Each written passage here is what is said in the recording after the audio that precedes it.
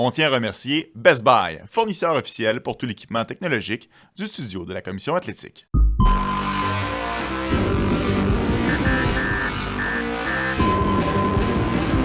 Radar, le podcast. Avec Pierre Lebrun et Anthony Desaulniers.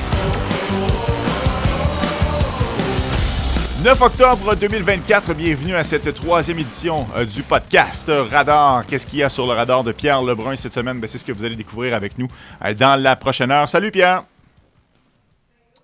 Salut Anthony, écoute, je m'excuse à ceux qui nous écoutent cette semaine. Je ne suis pas à 100% côté santé, alors je m'excuse pour quand j'ai de la misère à m'exprimer.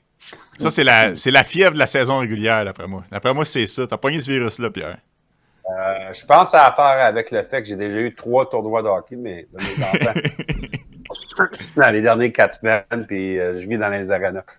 Ah, c'est sûr que ça ne doit pas aider, mais qu'est-ce qu'on fera pas pour le bonheur de nos enfants? Puis je pense qu'il y a bien des gens qui sont contents de retourner dans les arénas parce que le hockey est enfin de retour, Pierre. Oui, il y avait eu les matchs à Prague, puis on y reviendra peut-être un peu plus tard dans le podcast, mais hier, c'était les premiers matchs en Amérique du Nord. Je veux commencer avec celui qui était le plus tard hier soir. Le premier match de l'histoire de Utah. Quelle réussite sur toute la ligne. Le premier but de Dylan Gunter, l'aréna a explosé. Une belle victoire de la troupe d'André Trouigny. Honnêtement, Pierre, ça semble vraiment se destiner à être un succès, là, cette nouvelle formation-là dans la Ligue nationale.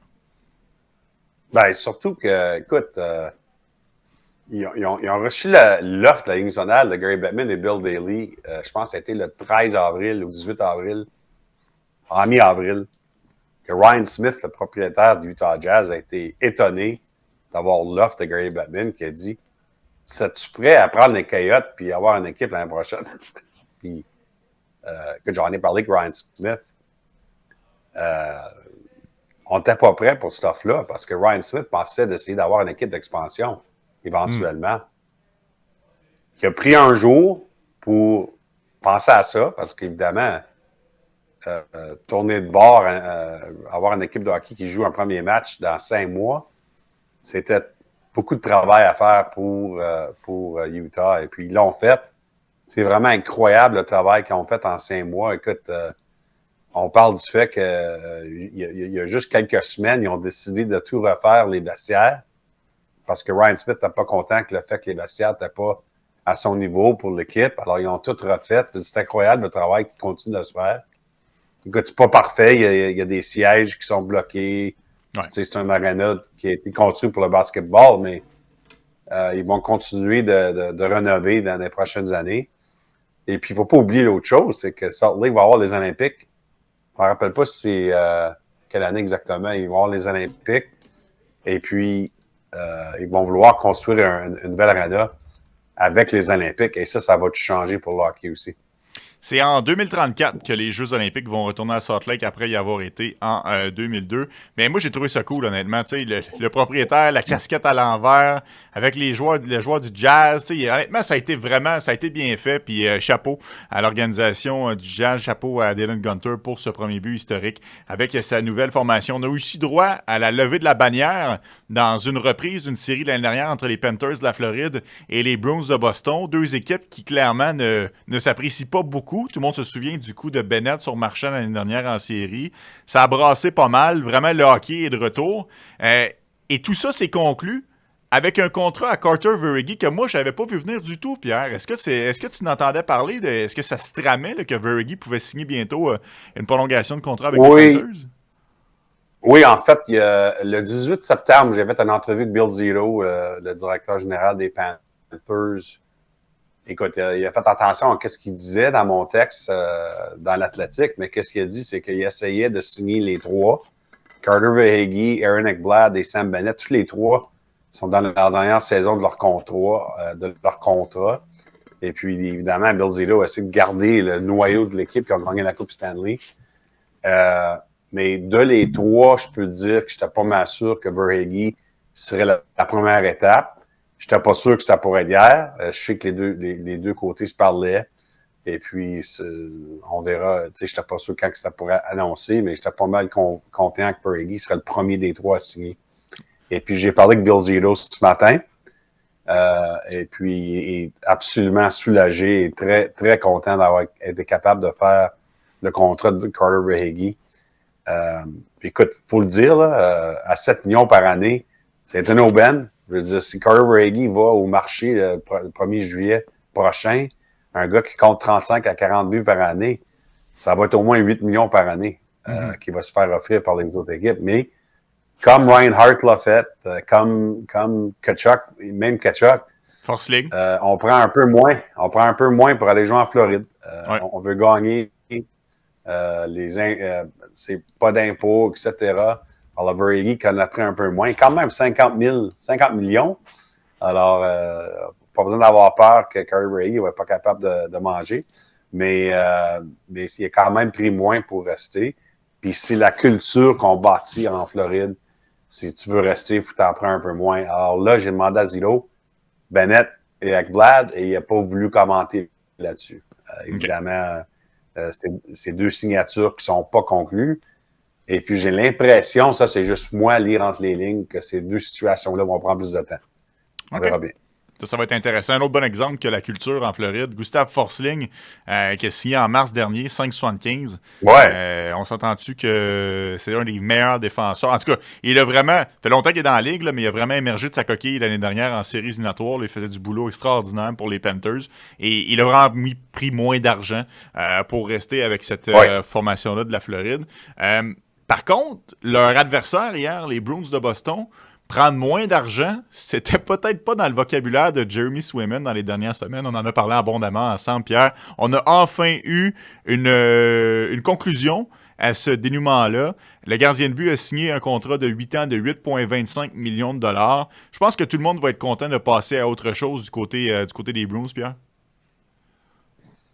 Ça n'a pas été facile. Et puis, écoute, les Bruins ont vraiment été l'équipe durant l'époque du plafond salarial qui ont essayé d'avoir une culture où les joueurs prenaient moins. Vraiment, je te dirais que les deux équipes en Floride, maintenant, ont comme remplacé Boston là-dedans, là, avec les aubaines, mais parce que, écoute, Jeremy Swayman a été capable avec son agent Lewis Gross. D'ailleurs, j'ai fait une entrevue avec Lewis Gross pour un article lundi qui m'a tout expliqué le processus. Mais Lewis Gross a admis que, oui, une des batailles pour eux autres, c'est qu'on voulait aller contre la philosophie de la Ligue nationale. On a parlé, Anthony, la philosophie des dirigeants de la Ligue nationale, qu'on veut moins payer les gardiens. Que les équipes de la Ligue nationale croient que les gardiens sont plus difficiles à prédire d'année en année. Alors, les gardiens de but se font payer moins dans les dernières années. Puis Lewis Gross a dit absolument, ça a été clair, qu'eux autres étaient clairs avec les Bruins. Nous autres, on veut changer ça avec ce contrat. Et puis, ils l'ont changé comme il faut. Jeremy Swayman, qui n'avait pas vraiment, tu sais, comme il était un joueur autonome avec restriction. Alors, il n'avait même pas le même pouvoir qu'un gars comme UC Saros. Ça avait l'été passé, quand lui signait un an avant qu'il aurait pu partir dans Nashville. Mm-hmm. Puis Swayman qui se fait mieux payer que Saros. Puis Saros, ça fait 5 ans que c'est un numéro 1. Puis Swayman, il vient juste de commencer à être un numéro 1. Alors, c'est vraiment un contrat qui va possiblement avoir un gros impact sur les contrats de gardien de but. Puis en fait, on vient de le voir ce matin. Ben oui. Le vieux chum de Jeremy Swayman, Linus Ullmark, qui signe pour la même valeur, 8,25 millions par année que les sénateurs d'Ottawa. Le même chiffre que son chum Swayman. Je suis sûr que les deux se textaient hier soir. C'est clair. Mais un autre contrat qui surprend, si tu aurais demandé à plusieurs dirigeants à l'entour de la Ligue au mois d'août, qu'est-ce que ça va coûter aux sénateurs de signer Ullmark, un nouveau contrat, je pense pas que la plupart des dirigeants auraient dit 8,25 millions, parce que c'était pas là avec les gardiens. Saros, il vient de signer pour 7,74. Là, tu as Ullmark et Swayman qui font plus d'argent que UC Saros. Alors, c'est vraiment là, le marché des gardiens commence finalement à aller l'autre bord. Puis évidemment, je sais qu'on va en parler, mais il y a encore Igor Shesterkin qui n'a pas signé, puis lui, il va se faire payer. À travers tout ça, là, à quel point Barry Trotz est fier de sa shot? Parce que pour vrai, là, c'est incroyable. Là, il a réussi à battre tout le monde de vitesse, puis aujourd'hui, il passe pour un génie. Là. Puis il faut le dire, Anthony, quand Barry Trotz est devenu DG à Nashville, je sais, il y a des gens qui me parlaient en tour de la Ligue pour dire que oui, Barry Trotz, c'est un des meilleurs entraîneurs de l'histoire de la Ligue. Il a gagné une coupe à Washington. C'est un très bon entraîneur. Mais c'est quoi ses qualifications pour être DG en Ligue nationale? Puis, je peux te dire que Barry Trotz commence à répondre des questions sur ce sujet-là, parce que le contrat de Saros, vraiment une grosse aubaine, mais aussi la façon que Barry Trotz a rebâti la culture à Nashville. Il a été chercher Stamkos et Marchessault l'été passé. Il a été chercher Ryan O'Reilly l'été avant. Puis en même temps, il n'a pas sacrifié l'avenir des Prédateurs. Les Prédateurs ont beaucoup de jeunes talents qui s'en viennent à la Milwaukee, l'américaine. Mm-hmm. Eh ben, fait que Barry Trotz fait du travail assez impressionnant à Nashville, ça, c'est sûr. Oui, ils vont être surveillés, les Prédateurs, cette année. En fait, je te dirais que la division centrale au complet, chaque formation va être intéressante. On a déjà parlé des Coyotes. Des Coyotes. De la formation de Utah, les Blackhawks de Chicago. Attention, là! Oui, je le sais, je vais me faire avoir tellement souvent cette année, mais bon. Ça, trouvez-vous un nom, là, puis après ça, on va s'habituer. Mais ça va être vraiment intéressant. Ça va être une belle course dans la centrale. Pierre, je veux te ramener sur le Ullmark versus Swayman. Tu sais, Cam Neely a fait certaines déclarations. Mais là, en voyant qu'Ullmark signe le même montant que Swayman, est-ce que les Bruins sont plus confortables avec le 8,25? Parce que je veux pas manquer de respect à Ullmark, ancien gagnant du trophée Vizina, puis il est encore très bon. Ouais. Mais t'en as quand même un qui est plus jeune, tu l'as pour 8 ans. Tu sais, il me semble que ça met encore plus en valeur le clan des Bruins d'avoir réussi à s'entendre avec Swayman puis de tourner la page. Là. Ben, oui, écoute, c'est juste que les Bruins, comme toujours, ils veulent avoir une meilleure aubaine. Mais, puis tu sais, comme on vient d'en parler, le marché des gardiens n'a pas été là dans les derniers 6-7 ans. Alors, les Bruins essayaient de garder. Tu sais, c'est sûr que les Bruins, dans les conversations avec Lewis Gross, ont dit que Saros fait ça pour un sac 4. Exact. Puis il est bien plus établi comme numéro 1. Alors, ça a tout fait partie des conversations. Mais ce qui est intéressant, par exemple, quand j'ai demandé à Lewis Gross, l'agent de Jerry Swayman, c'était quoi ta réaction lorsque Cam Neely a fait cette déclaration la semaine passée? Puis j'ai été surpris par la réponse de Lewis Gross. Je pensais qu'il était pour dire soit pas de commentaire ou ça a été le moment qui était vraiment difficile. En fait, ce que Lewis Gross a dit, c'est que les commentaires de Neely a comme commencé une conversation très transparente entre lui et Don Sweeney. Que la négociation a vraiment été au prochain niveau après que ça soit arrivé.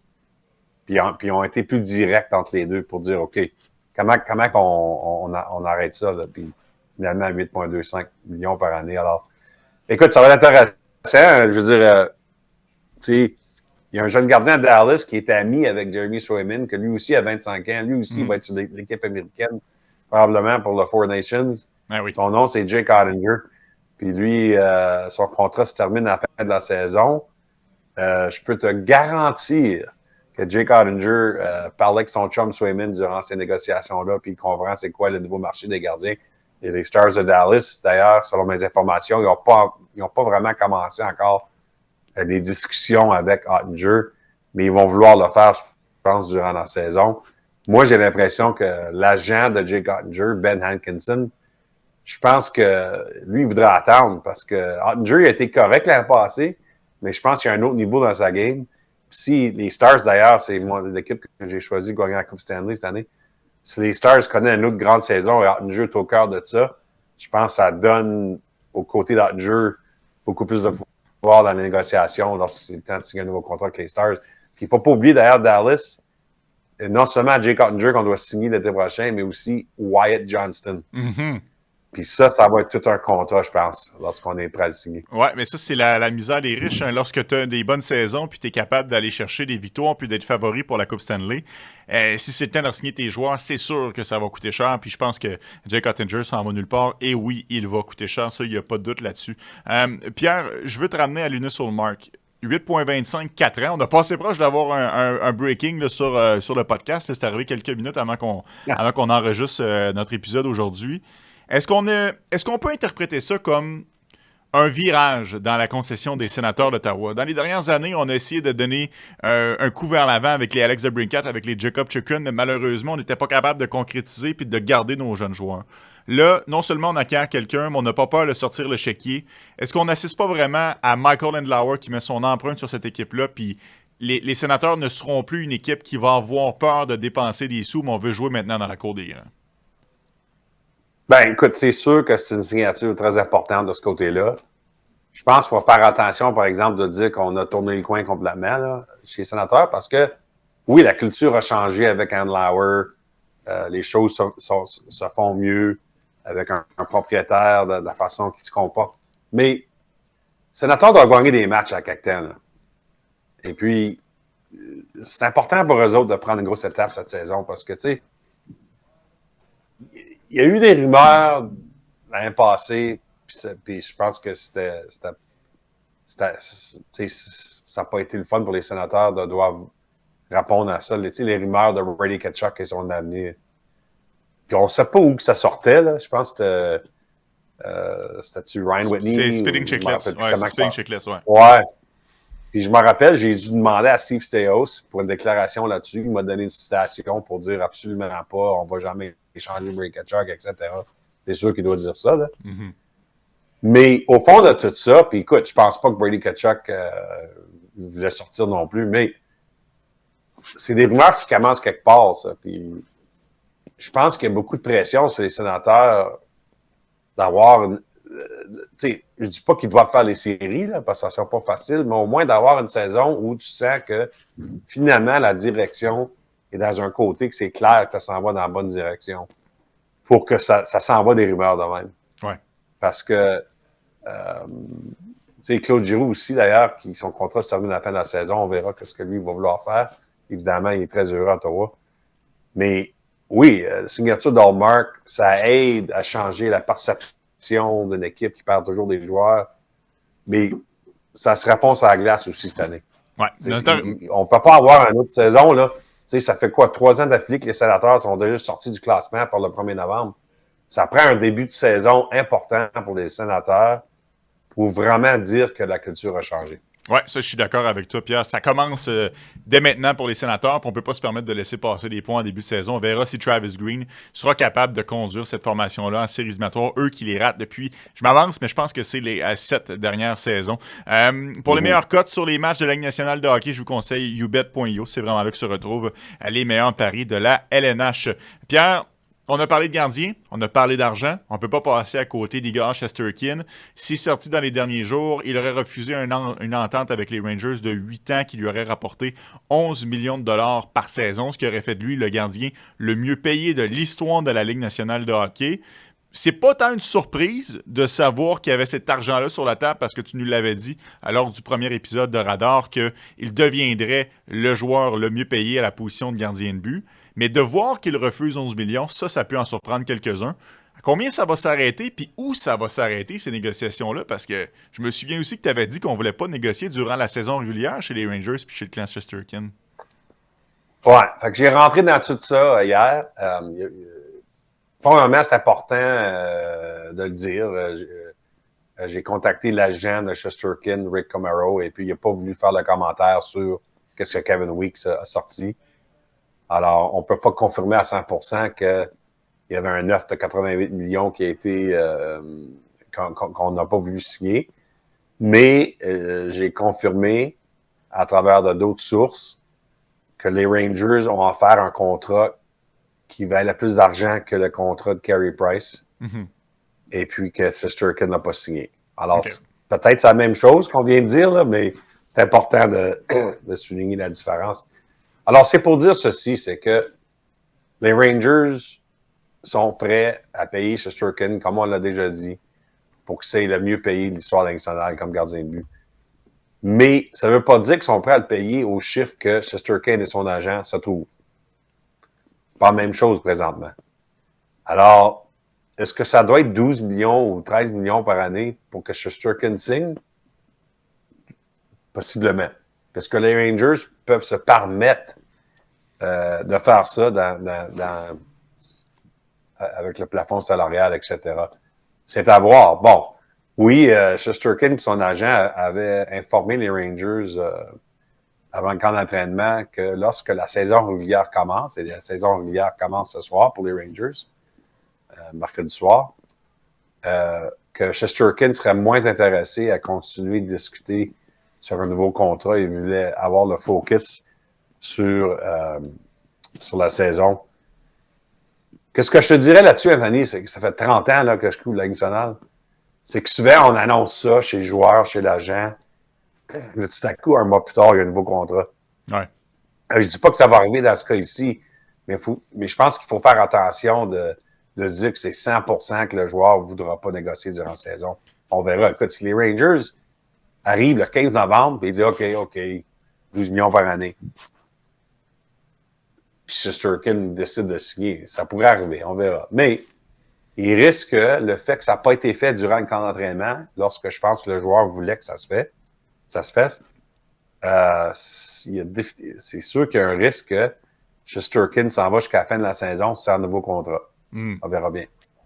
Pierre, tu sais, je pense que tout au long de notre aventure ensemble sur le podcast, moi, je veux apprendre un peu plus c'est quoi le métier d'insider parce que c'est des choses qu'on connaît pas d'un point de vue d'amateur. Puis je trouve ça vraiment le fun de faire ça avec toi parce que tu vas pouvoir nous faire découvrir des facettes qu'on connaît peut-être un peu moins. Tu sais, quand on entend des choses comme ça que Shesterkin ne veut pas négocier durant la saison pour pas le déranger, est-ce qu'il n'y a pas une possibilité du côté de Chris Drury puis du côté de l'agent de Shesterkin de négocier entre eux puis de ne pas nécessairement impliquer dans le quotidien les négociations avec Shesterkin. Puis une fois qu'on arrivera à un chiffre qui convient à l'agent, là, on informera le gardien de but. Oui, c'est possible, mais à la fin de la journée, par exemple, les agents, c'est des avocats. Et puis, sur le côté légal, là, les avocats, ils doivent... Il y a un côté légal où ils doivent... C'est leur job, parce qu'ils se font payer par leurs clients, c'est qu'ils doivent garder leurs clients informés à un certain niveau. C'est ça leur job. En voulant dire que si les Rangers font un offre au mois de novembre, Rick Comero, il n'a pas le choix que de communiquer l'offre à Shesterkin parce que c'est sa job comme avocat. C'est son client. Fait qu'un côté légal, ça m'a été expliqué souvent ça par les agents que je comprends ce que tu dis, mais il y a quand même un côté d'obligation entre l'agent et le joueur. Même si Shesterkin il dit moi en bas de 12 millions, je veux pas rien entendre. Fait que si les Rangers arrivent avec 11,25, il faut quand même qu'ils communiquent l'offre. Oui, ça arrive souvent que les joueurs vont dire à leur agent je veux rien savoir jusqu'à temps qu'on se rend à la fin. C'est vrai. Ça peut arriver. Mais la fin, il y a quand même des différentes étapes à la fin. T'sais, les Rangers viennent d'offrir ça. Là. C'est toi qui décides de se rendre à la fin parce que je dois te demander la question. Alors, on verra. Écoute, c'est à suivre là-dessus. Puis, écoute, je pense que c'est pas mal clair que je pense que ça va falloir que ça coûte 2 millions pour le signer s'il veut rester à New York. Fait que, on verra. Est-ce qu'on va avoir un... Tu sais, je regarde un gars comme Trouba, là, qui est payé 8 millions par année, qui reste encore 2 ans de contrat. Il va falloir faire des choix déchirants, demander du côté des Rangers. Est-ce qu'un gars comme Trouba pourrait être sacrifié à travers tout ça, Pierre, selon toi? Ben, je pense... Oui, écoute, on sait ce qui s'est passé l'été passé. Là. Alors, je ne sais pas comment que les gens savent de l'histoire, là, mais Trouba, il ne voulait vraiment pas se faire échanger cette année parce que sa femme est docteur à New York, puis elle doit finir un stage à New York. Et puis, on a demandé aux Rangers, s'il vous plaît, le changez pas. Alors, les Rangers ont été corrects avec ça. Mais c'est probablement la dernière saison pour Trouba à New York. Je crois que le stage de sa femme se termine à la fin de la saison. Fait je pense qu'ils vont plus être capables de l'échanger après ça. Alors, ça a été pas mal partagé, là, je pense, avec les médias à New York. Mais les choses peuvent changer. Là.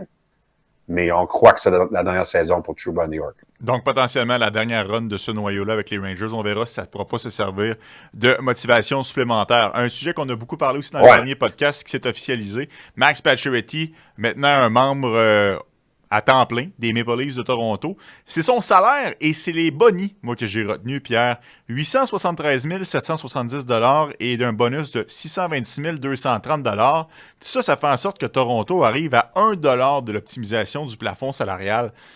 C'est du chinois pour bien des gens, Pierre. Serais-tu capable de nous démêler ça un peu?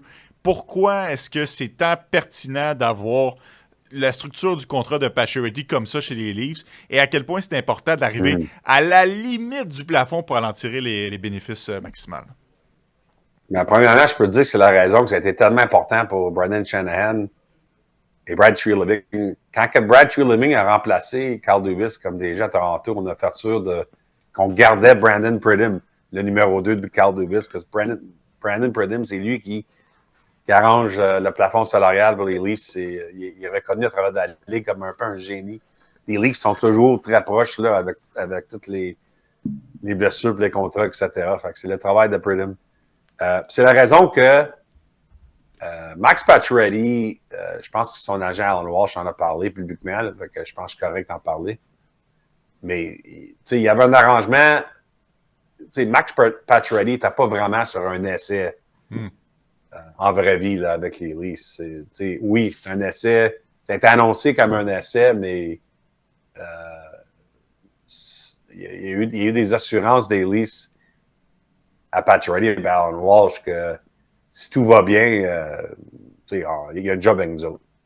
Fait que, je dis pas que tu peux pas faire ça à 100%, parce qu'il n'y a rien de signé, il n'y a rien de signé, là, mais je veux juste te dire que il y a eu un niveau de conversation où Max Pacioretty qui savait que autant qu'il se comportait comme faux là, physiquement, qu'il y avait un job avec les Leafs, c'est ça qui est arrivé. Mais la raison que c'est important pour les Leafs d'attendre et de faire ça un essai, c'est justement parce que on voulait se coincer au deadline pour soumettre l'équipe le lundi. Ouais. Lundi ou mardi? Lundi.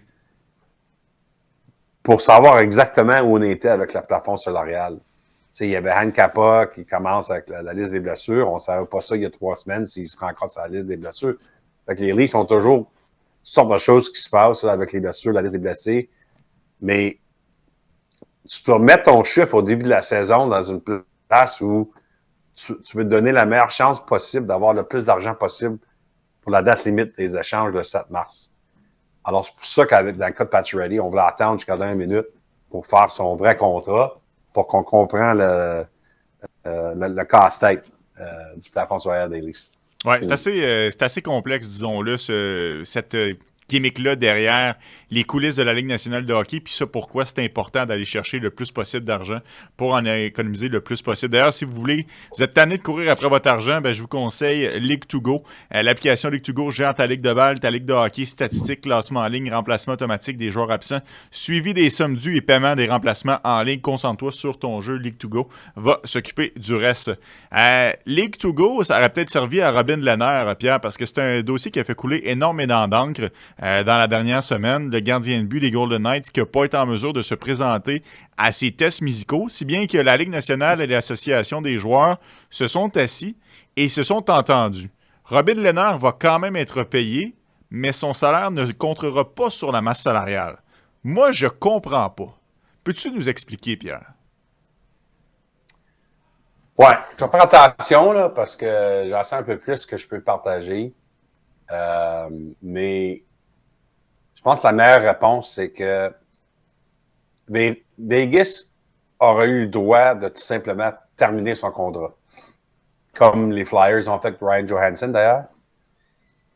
Mais je pense qu'ils ont décidé d'aller ce côté ici, parce que je pense que c'est important pour Vegas, sur le côté être humain, de faire sûr que Robin Lehner, quand même, se faisait payer.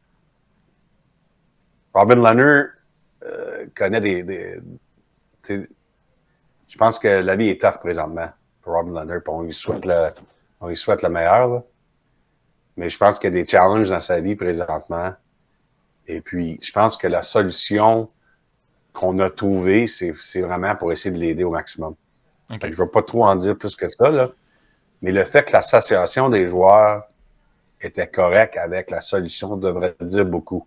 Okay. Parce que normalement, la réaction principale du syndicat des joueurs, c'est de jamais aller de ce côté-là. On veut toujours protéger les contrats au maximum. Et puis d'ailleurs, c'est la raison que le syndicat des joueurs a fait un appel sur les Flyers et Ryan Johansson à essayer d'établir son contrat.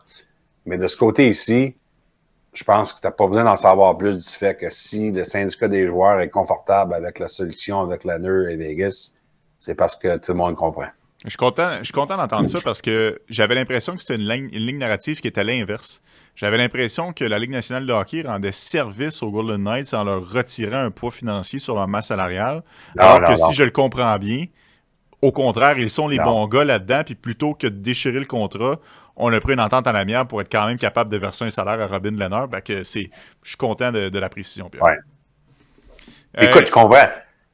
Je comprends pourquoi que la réputation des Golden Knights en général, c'est tu réagis de même parce que Vegas, d'ailleurs, comme Tampa, comme Toronto, des équipes qui sont agressives avec le plafond salarial, le règlement, essaient toujours de faire des choses, puis Vegas sont là-dedans, on le sait, là, avec Mark Stone, etc.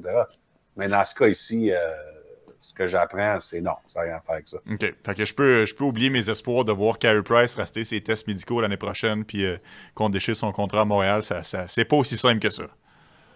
Non, je pense OK. pas que ça va arriver, ça. Pierre, les commentaires de Craig Leopold, le propriétaire du Wild du Minnesota, sur Kirill Kaprizov ont retenu mon attention cette semaine. Il a dit on va tout faire en notre possible pour s'assurer que Kaprizov reste ici. Tu sais, oui, en théorie, sur papier, je trouve que c'est super beau. Mais quand j'entends des choses comme ça, je trouve qu'il y a anguille sur roche. Ça doit être parce qu'il y a des. Y a-tu des rumeurs? Est-ce qu'on est malheureux du côté de Kaprizov? Est-ce qu'on veut avoir plus de la part de la formation du Wild qui est un peu déçu dans les dernières années? Pourquoi est-ce que Leopold ressent le besoin d'y aller de cette déclaration-là publiquement, Pierre, alors que Kaprizov n'est pas du tout près de la fin de son contrat? Là? Ben, premièrement, c'est Mike Russo, mon collègue à l'Athletic, qui a interviewé Craig Leopold. Il y a une très bonne relation, Mike Russo, avec le propriétaire du Wild. Puis d'ailleurs, il y a un gros texte qui est sorti aujourd'hui dans l'Athletic, Anthony, sur le plan de 5 ans que Leopold a dévoilé à Russo. Ils sont dans la deuxième saison d'un plan de 5 ans pour aller gagner la Coupe Stanley au Minnesota. OK. Puis le propriétaire du Wild a tout détaillé le plan à Mike Russo. C'est un article pas mal intéressant. Mais là-dedans, évidemment, Kaprizov, c'est la grosse priorité. Et puis, j'ai l'impression que Leopold a voulu sortir les commentaires là parce qu'il y avait eu un autre de mes collègues à l'Athletic, on est mieux de tout l'Athletic, mais Mark Lazarus avait sorti sur un podcast.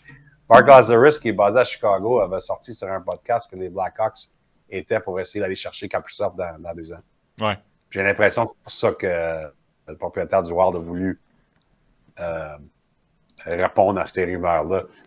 Écoute, la réalité, c'est que je pense pas que puis écoute, Leopold l'admet d'ailleurs dans l'article de Russo aujourd'hui. Leopold admet qu'il n'a aucune idée s'il va être capable de signer Kaprizov. Mais qu'est-ce qu'il dit, c'est qu'il va lui offrir plus d'argent que n'importe quelle autre équipe. C'est sûr, parce que lui, probablement que ça, c'est vrai. Ah oui.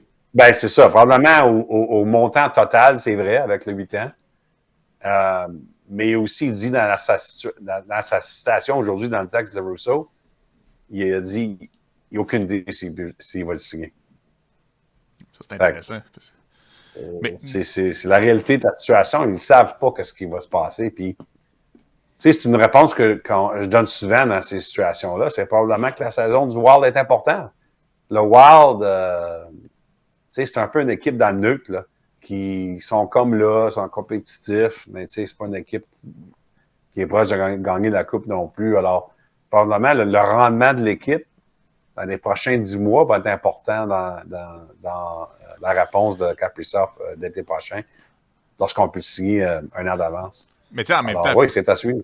En même temps, Pierre, tu dis que c'est une équipe qui est au neutre, puis t'as pas tort. C'est vrai que c'est une formation qui évolue dans une division difficile et qui sous-performe. Mais c'est une formation qui joue avec un plafond salarial 14 millions plus bas que tout le monde, parce qu'ils ont 2 mauvais contrats qu'ils souffrent encore en Parisé et Suter. Puis ça, c'est plate, mais c'est 2 énormes boulets financiers qui se terminent cette année. Moi, j'ai hâte de voir l'année prochaine Bill Guérin. Ouais. Qu'est-ce qu'il sera capable de faire avec cette flexibilité-là salariale? Ben, c'est ça qui faisait partie, justement, de ce que Craig Leopold a partagé avec Michael Russo. Le fait là, qu'ils vont pouvoir dépenser de l'argent l'été prochain, finalement, etc., etc. Ouais. Bon, tu l'as dit, on donnait les formations des joueurs lundi, où est-ce que tous les joueurs devaient être placés en haut ou en bas, puis les joueurs qui devaient passer par le ballottage ont vraiment rempli le ballottage. Il y avait énormément de noms sur cette liste-là. Plusieurs ont été réclamés. Un qui a retenu particulièrement l'attention ici au Québec, c'est Jacob Pelletier. Parce que Jacob Pelletier, c'est un joueur du Québec, c'est un ancien choix de premier tour des Flames de Calgary. Moi, je n'aurais pas détesté du tout que le Canadien le réclame. Finalement, Pelletier n'a pas été réclamé par personne et il a été cédé dans la Ligue américaine. Je te pose la question, Pierre, tu me diras si tu peux me répondre ou non. Il y a quelques années, le Canadien de Montréal a transigé avec les Flames de Calgary, Tyler Toffoli. Et je me souviens très bien, il y a eu un certain délai avant qu'on apprenne le retour. Qu'est-ce que Calgary nous envoyait en retour de l'attaquant du Canadien? Puis certains spéculaient à savoir si Pelletier était dans la transaction, puis finalement, c'était Emil Heinemann qui se trouvait être comme le joueur qui a été positionné là-dedans, parmi les autres éléments. Est-ce que le Canadien s'était réellement informé à l'endroit de Pelletier à ce moment-là, ou est-ce que c'est Treliving à l'époque qui n'a pas voulu le donner, ou finalement, c'est juste des fabulations d'amateurs, puis le Canadien, tout ce temps-là, visait vraiment Emil Heinemann, Pierre?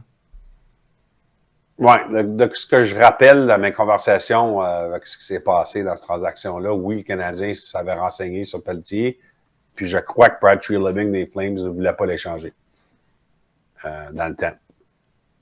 Mais tu sais, tu dis, Anthony, t'es surpris, t'aurais voulu que le Canadien le prenne sur le balotage. Je comprends. Tu sais, c'est sûr que c'est encore un jeune joueur, puis t'aurais pu prendre une chance sur lui, mais je réponds à ta question.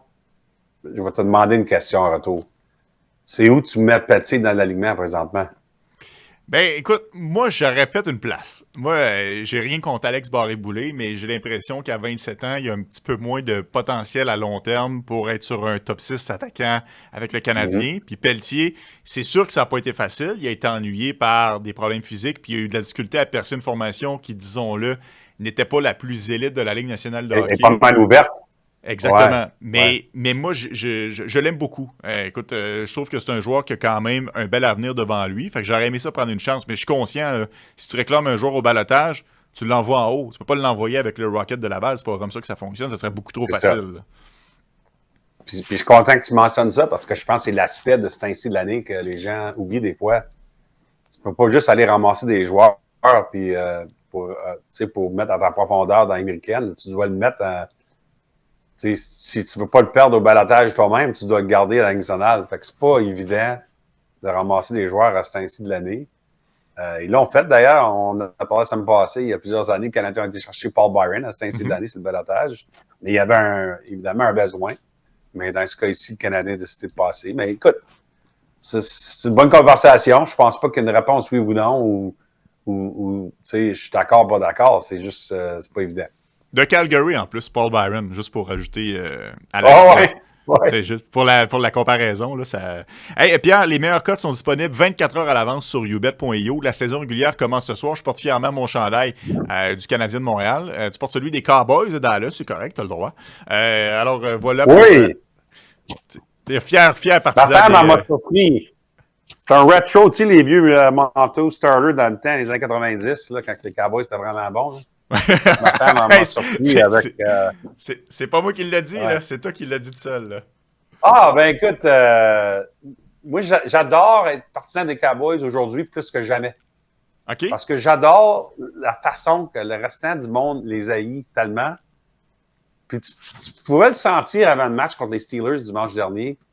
Ah, les gens voulaient tellement que Pittsburgh bat Dallas. Es-tu d'accord? Non, en général. Ah oui, non, c'est les Yankees du football, il n'y a pas de doute là-dessus. Moi, ça me motive. C'est sûr que l'équipe n'a rien gagné dans 25 ans, mais ils font une série à chaque année quand même. C'est les Maple Leafs du football. Mais tu sais, j'adore le fait que tout l'univers veut que les Cowboys y vont. Tu sais, ça te met dans la game encore plus. Ah oui, les sites de blagues là, sur la NFL, les sites de jokes, 4 sur 5 sont sur les Cowboys de Dallas. Fait que c'est sûr et certain que si tu es un partisan des Cowboys, il faut que tu sois prêt à vivre avec ça parce que tant et aussi longtemps que tu ne gagnes pas, tu vas te le faire mettre au visage. D'ailleurs, belle victoire à Pittsburgh. Belle victoire. Ah, c'est bon. Moi, tu vois, mon club s'est fait planter lundi contre les Chiefs. Fait que je peux pas le placer pour parler de football cette semaine. Je vais attendre une victoire des Saints avant de te relancer là-dessus. Pierre, je veux te parler d'un truc qui est pas mal moins drôle. Puis je ne sais pas c'est quoi la solution à ça, mais ce soir, en date du mercredi 9 octobre, il y aura un ouragan qui va frapper la région de la Floride à Tampa Bay. L'ouragan Milton. Puis on parle d'un ouragan de catégorie 5. Ça va frapper fort. On parle de 12 pieds d'eau. Ça risque d'être dévastateur puis d'être vraiment problématique pour la suite des choses. Là, je veux pas être un sans-cœur, mais je vais t'amener sur l'aspect hockey. qu'est-ce qu'on va faire exactement avec le Lightning? Évidemment, on verra l'étendue des dégâts, là, mais on peut pas suspendre les activités du Lightning à Tampa Bay. Est-ce qu'on va les relocaliser? Qu'est-ce qui va arriver avec la franchise si le pire se concrétise, Pierre? Ben, écoute, tout le monde qui est impliqué là-dedans attend de voir ce qui se passe. Tu peux pas prédire. C'est sûr qu'on sait que l'ouragan s'en vient et ça va être mauvais, mais il faut quand même voir finalement c'est quoi le résultat des choses. Alors, c'est ça que la Ligue nationale fait et le Lightning.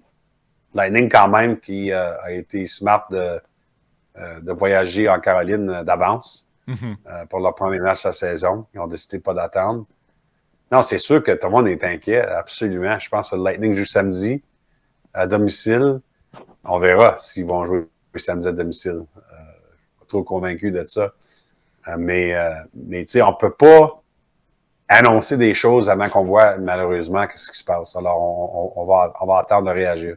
Mais tu sais, évidemment, on espère que tout le monde est correct à travers de tout ça dans la région de Tampa. Mais je présume qu'en coulisses, dans la Ligue nationale de hockey, on doit avoir des ébauches de plans. Il va falloir qu'on soit capable de se retourner. Est-ce que c'est... Parce que, tu sais, je parlais des Saints avec ma commandite de ubet.io, il y a 2 secondes, mais il y a quelques années, à cause de Katrina, on a joué tous les matchs sur la route. Cela dit, au football, à l'époque, c'était 16 matchs. Fait que c'est 8 matchs de plus sur la route qu'à la maison. La Ligue nationale de hockey, on ne peut pas jouer 82 matchs à l'extérieur. On dirait que ça fait aucun sens dans ma tête. Écoute, c'est à voir, là. Une chose qu'on a reconnu que la Ligue nationale, c'est que durant la pandémie, lorsqu'il y a des matchs qui se faisaient canceller à gauche et à droite à cause du COVID, la Ligue nationale a devenu très flexible dans leur façon ça rappelle les mises à jour du calendrier quasiment chaque jour durant la pandémie. Ce match-là, ça ne fait pas jouer. Maintenant, ils vont jouer 4 matchs au mois d'avril. Tu sais, il s'appelle Stephen Hatzier-Petros, qui d'ailleurs, il est basé à Montréal, le bonhomme qui fait le calendrier de la Ligue nationale. C'est un génie du calendrier. Alors, c'est sûr que ça se parle dans le bureau de la Ligue nationale pour essayer de trouver des solutions. Mais ça ne donne rien à la Ligue nationale. Le Lightning n'annonce rien présentement avant que ça se passe.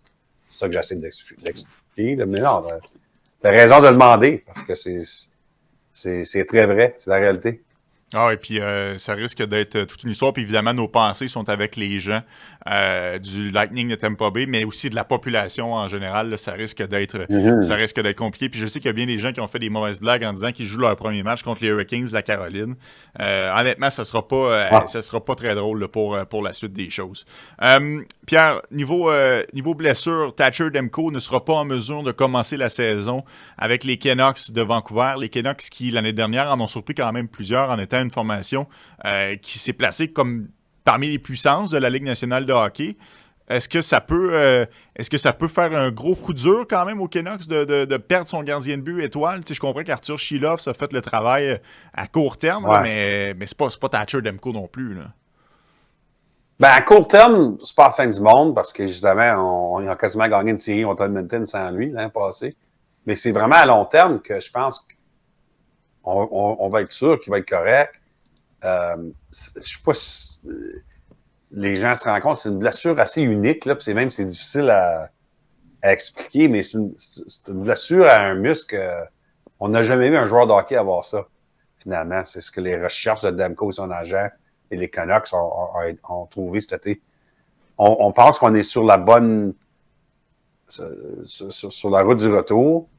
Ce que j'ai entendu hier de quelqu'un qui est impliqué là-dedans, c'est qu'on espère peut-être à l'entour du 1er novembre, ça serait peut-être possible qu'il revienne. Évidemment, on fait très attention parce qu'on ne veut pas le ramener trop de bonheur, puis là, tout se recule. Mm-hmm. Mais je pense qu'on est confiant que ça va finalement se rétablir. Mais la réalité, c'est que c'est assez unique comme situation, comme blessure.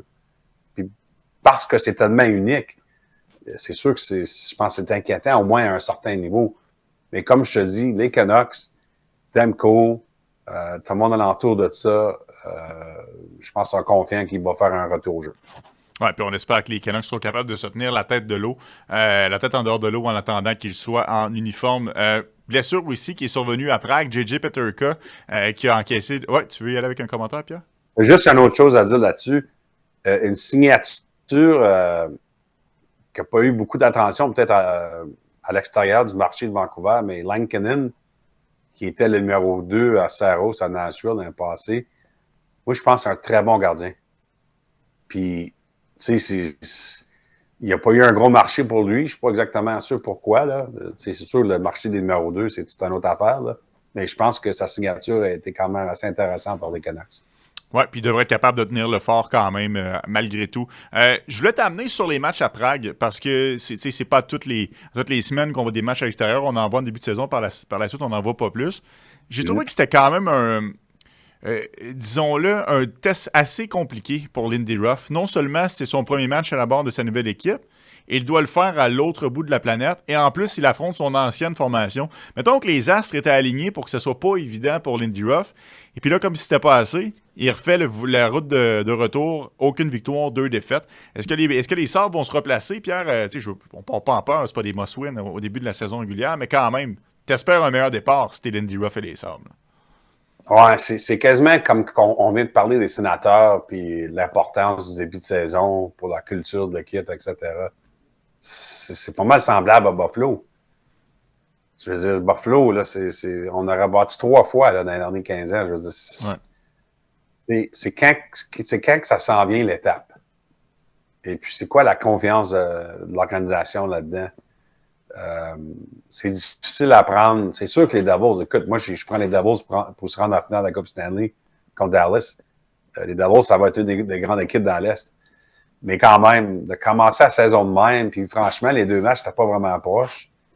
Ça doit être pas mal décevant, je pense, pour les Sabres. Alors, c'est important de voir comment les Sabres vont rebondir cette semaine, dans les prochaines semaines, parce que c'est pas une équipe qui peut se donner le droit de se crever un trou là, en début de saison. Comme Ottawa, c'est très semblable.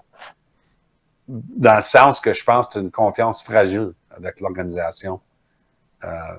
Ça doit changer tout de suite maintenant qu'ils sont revenus en Amérique du Nord. Ah oui, ça date de 2011, la dernière participation aux séries éliminatoires des Sabres de Buffalo. Disons qu'ils sont plus que dus, puis ils ont perdu contre les Devils que tu viens de mentionner.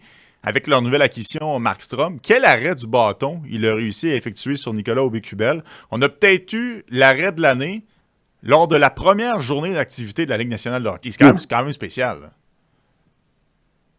Puis c'est vraiment, on parle de fit, puis de signature durant la saison morte. Pour moi, c'était le fit numéro 1 dans la Ligue nationale cet été, en parlant de joueur qui a changé d'équipe. Markstrom, finalement, échangé par les Flames. C'est parfait. C'est parfait pour New Jersey. Écoute, les Devils, l'an passé, ont eu la pire performance de la gardien de but dans la Ligue nationale. Puis non seulement qu'ils ont été chercher un des meilleurs en Markstrom, mais en Jake Allen du Canadien, ont été chercher un bon numéro 2. Là. Mm-hmm. C'est un gars qui va finalement être seulement un numéro 2. C'est pas un A, un B, comme on parlait à Montréal, pas Saint-Louis. Jake Allen va être un numéro 2. Puis comme numéro 2 à ce stage-ci de sa carrière, ça va être parfait à New Jersey avec cette équipe-là. Dougie Hamilton est en santé. Écoute, moi, je crois vraiment que les Devils... Ouais, mais là, lui, il est blessé, on verra qu'il revient, mais c'est une équipe avec beaucoup de profondeur. Je pense que Timo Meier va se trouver finalement. Ça n'a pas été facile son ajustement avec sa nouvelle équipe depuis qu'il est arrivé là il y a 1 an et demi. Mais moi, je pense que si Jack Hughes reste en santé, évidemment, juste le fait que il y a eu tellement de matchs l'année passée que les Devils avaient 35 lancés au but, puis l'autre équipe avait 15, puis tu perdais 2-1, tu perdais 3-2. Je veux dire, mentalement, c'est impossible de gagner des matchs de même. Je pense que les Devils, ça va être l'équipe avec le plus, le gros tournage de points de l'année passée à cette année. Ça va être très dramatique pour les Jersey, je crois. Ouais, puis il y a eu beaucoup de blessures l'année passée. Il y a eu des Ryan Graves qui avaient quitté. Il y a eu quand même des éléments qui avaient quitté. Puis ça avait fait mal aux Devils. Parce que moi aussi, je m'attends à une belle saison. Finaliste de la Coupe Stanley, j'aime ça. Je pense vraiment que la métropolitaine, c'est pas une division qui est très difficile, à mon avis. Les Devils devraient facilement le surfer à travers tout ça. Tu parlais des joueurs qui ont changé d'équipe avec Markstrom. On a eu droit hier à un but signé offre hostile de Dylan Howe à Philippe Broberg pour le but. Mettons que c'est bien parti pour les Blues. Ils devaient être contents de leur coup, là. Ouais, écoute, c'est intéressant ce que Doug Armstrong essaie de faire. J'en ai parlé avec lui le mois passé dans une entrevue. Et puis, tu sais, on a décidé à Saint-Louis qu'on n'était pas prêt à à complètement rebâtir l'équipe. Que le processus de faire un rebâtissement de 7, 8, 9, 10 ans, que ça ne fonctionne pas à Saint-Louis dans ce marché-là. Fait qu'on essaye de refaire sans aller, sans devenir une équipe qui est 29, 30, 31 dans le classement. Mm-hmm. Et puis, c'est pas facile à faire. Je veux dire, c'est délicat parce que ta margine de manœuvre est plus mince. Tu vas vraiment être sûr de ton coup plus souvent que non. Puis c'est pour ça que les offres faciles, comme Doug Armstrong m'a expliqué pour Boberg et Holloway, c'est à 2 joueurs dans leur vingtaine qui faisaient partie de nouveau noyau, Jordan Kyrou, etc. Puis tu regardes les Blues, c'est pas une équipe qui t'impressionne peut-être dans le sens qu'ils n'ont pas un superstar, etc. Mais quand tu regardes l'alignement, puis l'âge, la plupart du noyau, c'est pas mal tout entre 22 à 28. Mm-hmm. C'est pas une jeune équipe comme Chicago, etc. Non.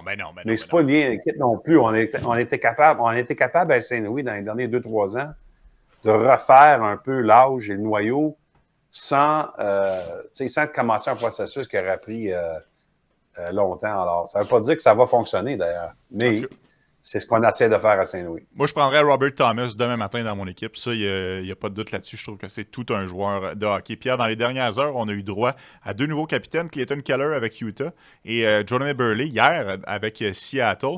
J'ai trouvé ça bien. On se sert de ce premier match-là avec le Kraken pour annoncer la venue de notre nouveau capitaine. As-tu apprécié le geste puis le timing, surtout le moment qu'on a décidé pour l'annoncer? Oui, c'est le fun. Puis dans le cas d'Aberley, je suis content pour lui parce que ça a été intéressant l'année passée. C'était un nom qu'on avait dans les rumeurs à la date limite des échanges parce que lui, il était dans son dernière année de son contrat. Puis qu'est-ce qui est intéressant là-dedans, c'est qu'il y a vraiment eu un moment là, où le Kraken et Aberley, ils devaient se comprendre. Là, c'est quoi l'avenir là, entre nous deux. Puis finalement, on a signé un nouveau contrat, on n'a pas échangé. Et tout a changé, mais ça a quand même pris des conversations, je pense, assez directes. Et puis, je suis content qu'ils l'ont gardé parce que, tu peux pas toujours, les gens, ils veulent toujours, c'est un vétéran, on va chercher un choix de repêchage pour lui. Mais, Kraken ne sont pas intéressés à prendre un autre 5 ans avant de faire les séries encore. Ils ont manqué les séries l'année passée, ils ont fait les séries l'année avant. Puis, il y a beaucoup de pression à Seattle de rebondir cette saison. Je pense pas je suis pas sûr que ce qui a été dit publiquement, là, mais je suis pas convaincu que ça a été 100% dans le sens des gens qui ont renouvelé leur billet de saison à Seattle déjà. Alors, je pense qu'il y a de la pression dans le marché à avoir une belle saison. Puis, tu sais, Aberley, c'est un gars, j'ai parlé souvent avec lui durant les années. C'est un très bon caractère, un vétéran. Il joue la game de la bonne façon. Ça va être un très bon leader pour cette équipe-là. Puis il y a peut-être des gens de l'extérieur qui mettent de la pression sur le Kraken parce qu'ils se disent « Mais regardez ce que Vegas a réussi à faire en quelques années à peine, on a gagné la Coupe. » Mais Pierre, soyons honnêtes, les DG n'étaient pas prêts à une expansion avec Vegas, puis il y a eu je ne sais pas combien de cadeaux qui a été fait, des Shea Theodore, des Marc-André Fleury, des Jonathan Marchessault, des choix à la tonne qu'on a envoyés à Vegas. Ron Francis n'a pas bénéficié de ça avec Seattle là, quand il a parti son équipe. Là. Non, il n'a pas bénéficié du tout. En fait, je sais qu'il a été critiqué incroyablement, qu'il n'a même pas fait une échange avant la repêchage expansion pour Seattle. Mais Ron Francis me l'a dit, ainsi que les autres dirigeants nationaux qui m'ont dit on ne se fait pas prendre 2 fois. Tout le monde est bien plus prêt pour Seattle qu'on a été pour Vegas. Puis ça n'enlève rien du travail impressionnant de George McPhee et Kelly McCrimmon avec Vegas, mais il risque que t'as raison. Les circonstances ont complètement changé par le temps que Seattle ont eu leur choix de leur repêchage d'expansion. Mais Seattle n'avait pas le même avantage. Mais ils risquent quand même, par exemple, qu'ils ont eu des bons joueurs dans le repêchage d'expansion. Mm-hmm. Puis, ils ont quand même fait des erreurs avec certaines signatures. Je ne suis pas sûr comment que ça va à Grubauer, pour donner un exemple. Ouais. Puis ça, c'est peut-être juste plus un exemple du fait qu'on ne sait jamais que les gardiens de but. Là. Mais ça, c'est quand même été une grosse signature qu'on attend encore à voir si ça va se prouver comme beau. Ouais, 3 buts en 2 minutes hier qui, malheureusement, a fait la différence dans leur match contre les Blues de Saint-Louis. Puis, tu sais, c'est ça. Vegas ont eu 3 choix de premier tour à leur première année. Puis, je comprends que Cody Glass, Nick Suzuki et Eric Brandstrom, on n'a peut-être pas visé dans le 1000. Suzuki, oui, là, mais les deux autres, ça a été plus compliqué. Mais quand même, c'est des choix que Vegas a eus puis que finalement, on a échangé puis qu'on s'est servi pour se bâtir finalement une équipe championne digne de la Coupe Stanley. Pierre, juste avant que je te laisse aller, YouBet.io balance des bets qui sont complètement fous avec les codes boostés chaque semaine, les matchs les plus chauds de manière stylée, de faire du cash facilement. Je t'amène sur un dernier point, un point qui est un peu plus technique, qu'on parle un peu moins parce que c'est pas le point le plus médiatisé, mais je pense que c'est un point qui est hautement important, puis je pense que c'est important de bien le comprendre. Il y a une nouvelle potentiellement, c'est pas encore officiel, mais il y aurait potentiellement une nouvelle façon de pairer la Ligue canadienne de hockey qui pourrait permettre des déplacements vers la NCAA pour les joueurs. Qu'est-ce que ça implique pour des équipes comme les équipes de la LHJMQ? Qu'est-ce que ça implique pour la AGHL, la BCHL, que les joueurs voulaient garder leur admissibilité à la NCAA en passant par ces circuits-là? Puis est-ce que ça implique pour la NCAA? Est-ce qu'il n'y a pas des joueurs qui vont perdre des postes? C'est un peu compliqué tout ça. Pourrais-tu nous donner un petit peu plus de lumière à travers tout ça? Ben, je suis pas sûr que je peux pas en donner trop parce que je sais que ça continue encore de discuter cette semaine. Fait que c'est pas encore tout décidé, cette affaire-là. Mais je te dirais, par exemple, que je pense qu'il y a des changements qui s'en viennent. Puis je pense que ça fait longtemps qu'on aurait dû l'avoir, ce changement-là. Tu sais, vraiment, là, ça n'a jamais fait de sens pour moi qu'un jeune joueur, il joue un match dans la Ligue junior de hockey du Québec, il n'a plus le droit d'aller jouer aux États-Unis dans le collège. Ça ne fait aucun sens. Alors, de ce niveau-là, je pense qu'il va y avoir des changements. Mais dans les détails, par exemple, c'est important de comprendre les circonstances que ça peut arriver, puis ça ne peut pas arriver dans le sens de l'âge du joueur, le contrat qu'on doit signer avec les équipes canadiennes, etc. Il y a encore bien des détails là-dedans qui doivent se faire dévoiler, mais c'est très important. C'est probablement la conversation qui retient le plus d'attention parmi les dirigeants d'équipe au collège et au Canada pour voir comment ça va se dérouler. Mais moi, j'écoute le podcast, là, puis je suis un fan fini des Saguenay à Chicoutimi ou des Cataractes à Shawinigan ou peu importe. Est-ce que je dois craindre que dans les prochaines années, je vais perdre mes meilleurs joueurs à 18 ans parce qu'ils vont faire le saut dans la NCAA puis que la LHJMQ, en termes de calibre général, le produit va être plus dilué au profit des États-Unis? Je suis pas sûr que ça va être dramatique de même. Tu sais, j'ai peut-être tort, là, parce que, encore une fois, on doit attendre de voir c'est quoi tous les détails. Mais je pense pas que ça va être... J'ai l'impression de ce que quelqu'un m'a dit hier, probablement, ça sera pas la fin du monde. Que oui, tu sais, tu vas perdre des joueurs, mais il y a d'autres joueurs que... Tu sais, ça va aller des deux côtés, cette affaire-là. Fait que on verra bien, là, mais c'est intéressant. Oui, ça va être à surveiller assurément dans les prochains jours. Alors voilà, c'était ce qui était sous le radar de Pierre Lebrun pour ce 3e épisode du podcast. Merci Pierre d'avoir été avec nous encore une fois cette semaine. Bon match ce soir, Canadiens Leafs, si vous écoutez le podcast dès sa sortie. Puis sinon, on se reparle la semaine prochaine pour une autre édition du podcast Radar. Salut Pierre. Salut Anthony.